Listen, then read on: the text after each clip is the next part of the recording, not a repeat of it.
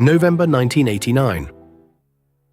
The Berlin Wall had just fallen, and in apartments across East Germany, families began to discover something that would change the way they saw each other forever. The Stasi had been listening to everyone. Not just to dissidents, not just to writers and pastors and students, to husbands, to wives, to parents, to children, to best friends. For 40 years, the Ministerium for Staatssicherheit, the Ministry for State Security, had built one of the most thorough surveillance networks in human history. 91,000 official employees, 189,000 unofficial collaborators, known by the abbreviation H.V.A, Inoffizielle Mitarbeiter. In a country of 16 million people, that meant roughly 1 in every 63 citizens was, in some sense, on the payroll. Some historians, including those who counted casual informants and one-time reports, have argued the real figure was closer to 1 in 6. This is what the files actually contained. To understand how a state came to record so much about so many of its own people, you have to understand what East Germany was and what its leadership was afraid of. The German Democratic Republic was founded in October 1949 in the Soviet zone of occupation. From the beginning, its government governed a population that, given the choice, tended to leave. Between 1949 and 1961, roughly 3.5 million East Germans crossed into West Berlin and never came back.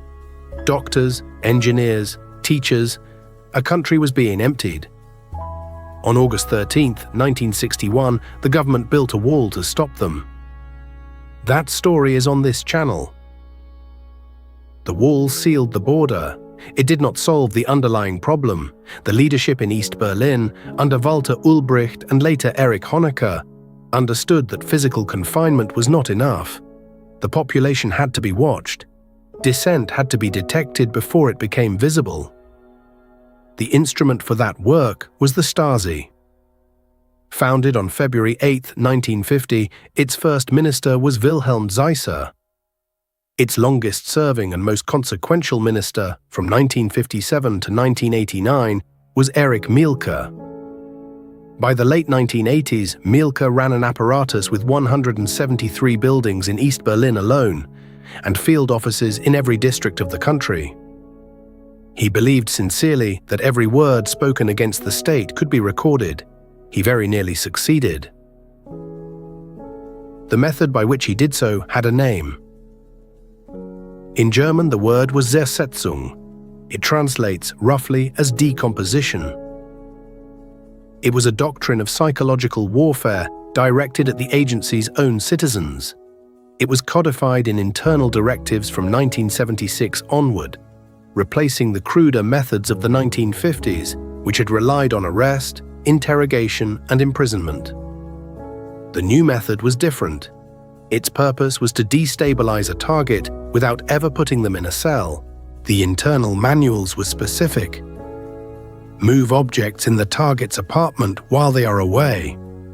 A picture frame turned, a book replaced on a different shelf, a door left open that had been closed. Send fake correspondence to the target's employer suggesting incompetence or infidelity. Spread rumors among the target's friends. Suggest that they are working for the state. Suggest that they are unfaithful. Suggest that they are mentally unwell. Arrange for the target's bank to lose a payment. Their landlord to receive an unsigned complaint. Their doctor to receive a misleading file. The goal was, in the words of one declassified internal directive, quote, "the systematic erosion of self-confidence," end quote. To carry out Zersetzung against tens of thousands of citizens, the Stasi needed eyes inside every street, every workplace, every congregation, every marriage. That is where the IM came in. The unofficial collaborators were not professionals. They were ordinary East Germans who, for one reason or another, agreed to file regular reports. Some were recruited through pressure, a criminal record, a relative in the West, a vulnerability the case officer could exploit. Some were recruited through ideology. They believed in the state. Some were recruited through small favors. A better apartment, a telephone line installed, permission to travel. By 1989, the IM network exceeded 189,000 active reporters, according to the foundational research of the historian Helmut Müller-Enbergs. Some of them reported on neighbors, some on colleagues, some on parishioners, some on their own husbands and wives. After 1990, the dissident Vera Wollenberger requested her own file. She discovered that her husband, Knud, registered with the Stasi under the code name I.M. Donald, had been informing on her since before their marriage. The poet and singer Wolf Biermann, expelled from East Germany in 1976, would later read the operational file the Stasi had built against him. It ran to 40,000 pages. The political wing of the Ministerium was vast, so was its foreign intelligence arm. That arm was the Hauptverwaltung A, the H.V.A. It was directed for over 30 years by a man named Markus Wolf. Wolf was known in the West for most of his career as, quote, the man without a face, end quote. Western intelligence agencies did not possess a confirmed photograph of him until 1979. His most famous innovation was the Romeo Agent. Male H.V.A. officers dispatched into West Germany who built long-term relationships with secretaries inside NATO ministries and federal departments. For 2 decades, the documents those secretaries carried home went eventually to East Berlin. Then came the autumn of 1989. By early November, the regime was collapsing. On the night of November 9th, the border was opened. Inside Stasi headquarters on Normannenstraße in East Berlin, and inside every district office, officers began destroying their files. They worked with shredders until the shredders broke. Then they worked by hand, tearing pages into pieces and stuffing them into sacks. By the time they stopped, an estimated 33 million pages, roughly 5% of the total archive, had been destroyed. The other 95% was still in the building. On January 15, 1990, civil rights activists from across East Germany converged on Normannenstraße. By the early evening, the crowd outside the gates numbered in the tens of thousands. The activists pushed inside. They found offices abandoned, desks still arranged, files in cabinets, and in some rooms, shredders still running. What they had walked into was the largest single archive of internal surveillance ever assembled by a peacetime state. The files filled 111 kilometers of shelving. The shredded fragments, recovered before the officers could finish their work, filled more than 16,000 sacks. The decision about what to do with this archive was unprecedented. In December 1991, the reunified German Bundestag passed the Stasi-Unterlagen-Gesetz, the Stasi Records Act.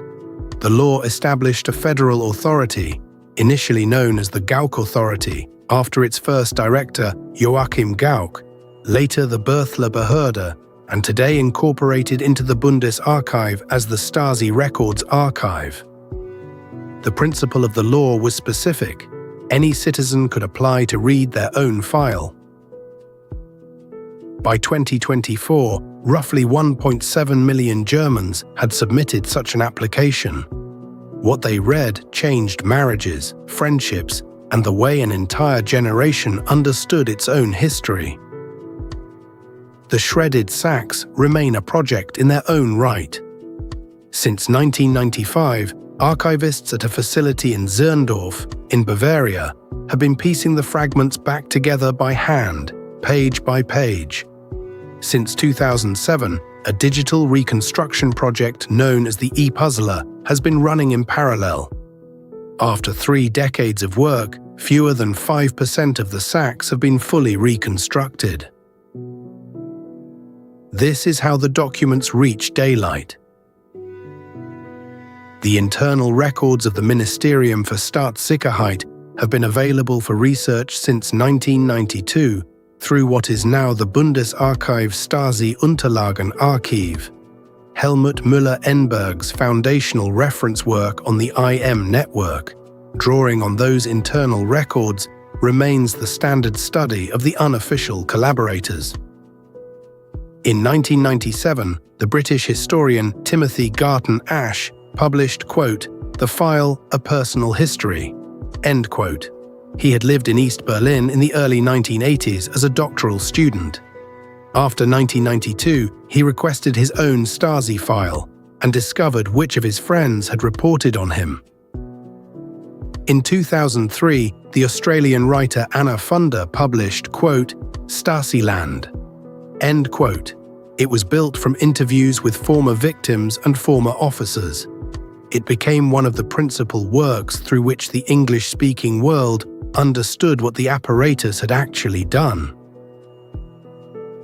That is the story of the Stasi files.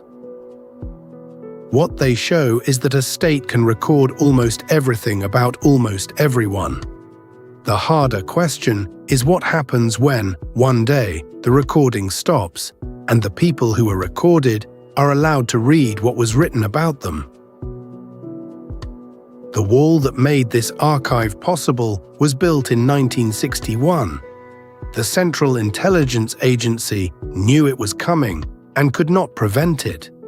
The American response, 4 years earlier, had been to dig a tunnel under the border to tap Soviet military telephone lines from below. And the wall that the Stasi defended for 28 years did not, in the end, fall to an invading army. It fell on a single night in November 1989, after a single mistranslated press conference. All 3 of those stories are on this channel. Watch the Berlin Trilogy in order. If you want a declassified document fact each day, follow at recordsec 26979 on X.